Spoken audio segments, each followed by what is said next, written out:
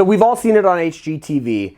Way too good looking of a couple walks into a property that looks like shit, makes some ridiculously low offer, they buy the house, and now they're happy homeowners of this distressed property. They roll a little paint on the walls, put a cute flower on the table, stage it, and sell it for $1 billion in profit, right? That's usually how it goes. But how do they do that? What's the first step in that, right? Is finding a property that's below market value that needs work. So that's what we're gonna talk about today, how to find distressed property. Okay, so step one is to know your market, right? So how do we know if a property is a good deal? If a property is listed for $500,000, is that a good deal?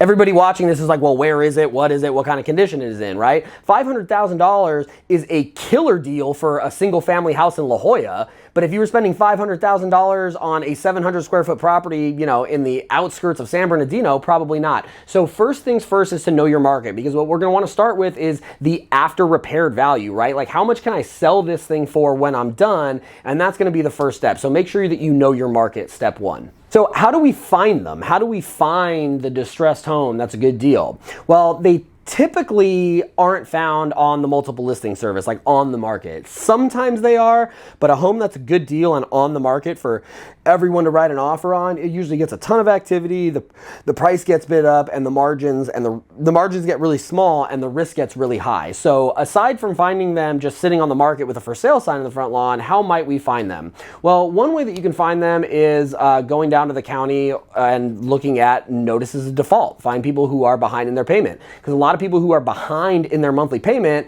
typically that means they were already short on cash to do maintenance, so they've been probably strapped for cash for a while, and these homes probably have some deferred maintenance, and it's homes with this kind of deferred maintenance that tend to sell for a really good deal. Another way that you can find them is by networking with real estate professionals. So a lot of these investors that I work with that are successful, they're successful because they've made a lot of really good relationships with agents like me. So when I have a client that calls me and says, hey, my grandma passed away, she lived in the home for 97 years and she hasn't even painted it, you know, since 1865. It's like, okay, that property is probably going to be a little bit below market value because of the need to repair. And then I say, okay, cool. Let's, you know, it's probably not going to go with a retail buyer. Maybe a lender, it won't loan on it because it's in such bad shape. So when we know that these are going to be investor type properties, we'll call investors. Now, I'm calling probably 3 to 5 investors tops on these things. The people that I'm referring properties out to who do these kind of fix and flips have spent years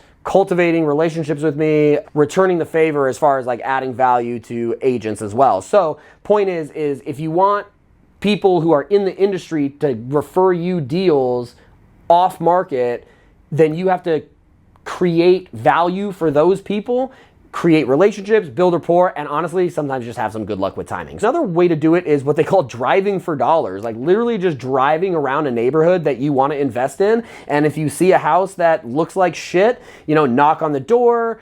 There's a bunch of tools online where you can find contact information, email addresses, phone numbers for, you know, based on a property. You know, maybe you reach out to someone and you're like, hey, what's up with this house? Oh, you know, it was my grandma's house. She died last year. We don't know what to do with it. It's been sitting there. We've had deals like that too. So driving around and just finding dilapidated properties in a neighborhood that you want to invest in, that's a way to do it too. It's not a super efficient way. Gas is $5 a gallon, so I hope you're in a Tesla while you're doing this. But point is that's another way to do it. Another way to do it is direct to owner. So skip the middleman altogether and advertise direct to owner. And that can be by, you know, direct mail is a popular one. Another way to do it is what they call bandit signs, you know, the ones that say, you know, we buy ugly houses, and run Instagram and Google ads and email campaigns and with landing pages and all kinds of things. So there could be a digital ad campaign or a direct mail ad campaign direct to sellers.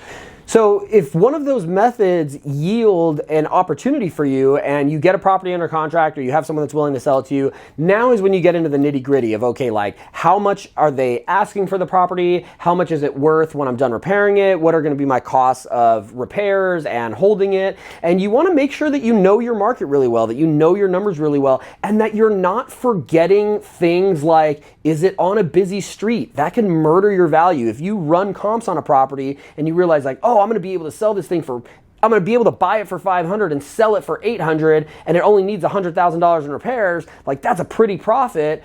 Is it going to sell for 800? Because things like if it's on a busy street, if it's adjacent to industrial buildings, if it doesn't have a garage, if it has a really small or obsolete lot, if it's surrounded by what they call external obsolescence, right? If you're a little house surrounded by apartment buildings, these are things that can murder your value in a hurry. So make sure that you're really good at your numbers, maybe work with an appraiser to figure out what your after repair value is going to be, work with a contractor to know your repair price, and make sure that you understand the timing, where the market's going to be when you go to sell it, and how much it's going to cost you to hold it along the way. And that way, when you find the property using one of these methods, you can have a pretty good idea that you're going to make a handsome profit, because we want, all of these real estate transactions to be a blessing for you guys, not a burden. So just make sure that you're working with your proper professionals and educating yourself so you're making a sound decision with respect to those things. So that's it. So those are some things to think about on how to find the distressed property, how you and your loved one can become the next Chip and Joanna Gaines here in San Diego. But just make sure that you do your numbers right. And they make it look a lot easier on TV than it is in reality. So make sure you have the professionals in your corner, you're educating yourself, and that you're mitigating as much risk as possible. And really make sure that you're understanding the risk that you take, because buying a distressed property, fixing it up, and flipping it can be a huge profit. But what do we always get in exchange for big rewards? That is big risk. So make sure that you understand the risk that you're taking, working with the proper professionals. That way you can one day have all of your stuff in Target like Joanna Gaines. All right, I hope this video was helpful for you. Like, subscribe, and we'll see you on the next one.